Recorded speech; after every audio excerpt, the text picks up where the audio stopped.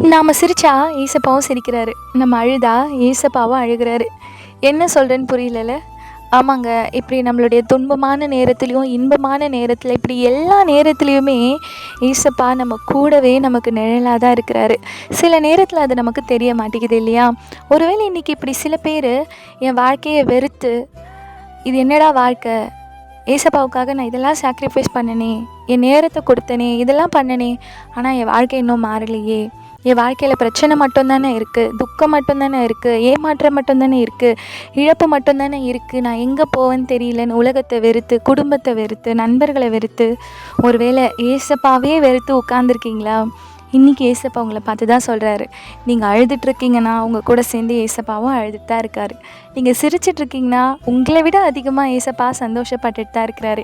நீங்கள் பண்ணுற குட்டி குட்டி ஜெபத்தை கூட ஏசப்பா ரசிக்கிறாரு தெரியுமா? நம்ம பெரிய பெரிய ஜெபத்தை பண்ணால் தான் ஏசப்பா கேட்பாருன்னு இல்லைங்க. நீங்கள் பண்ணுற குட்டி குட்டி ஜெபத்தை கூட ஏசப்பா ரொம்ப அழகாக ரசிப்பார். ஏன்னா அவர் உங்களையும் என்னையும் நேசிக்கிறாருல்ல. நம்ம எல்லாம் அவருடைய பிள்ளைகள் இல்லையா? அதனால் நம்ம என்ன செஞ்சாலும் அவர் நம்ம கூட தாங்க இருப்பார். இன்றைக்கி ஏசப்பா உங்ககிட்ட சொல்கிற வார்த்தை என்னென்னா, உங்களுக்கு கஷ்டம் இருக்கா, துன்பம் இருக்கா, அந்த துன்பத்தின் நடுவில் என்னை விட்டு போயிடாதீங்க, என் கூடவே இருங்க. ஏன்னா இந்த துன்பங்கள் எல்லாம் உங்கள் வாழ்க்கையின் சக்ஸஸோட ஸ்டெப்ஸ்.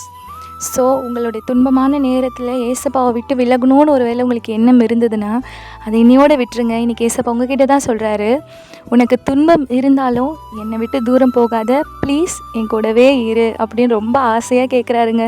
ஏசப்பா கேட்குறத நிறைவேற்றுறது பிள்ளைகளுடைய கடமை இல்லையா? ஸோ அப்பா கேட்டிருக்காரு, கண்டிப்பாக செஞ்சுருங்க. God bless you.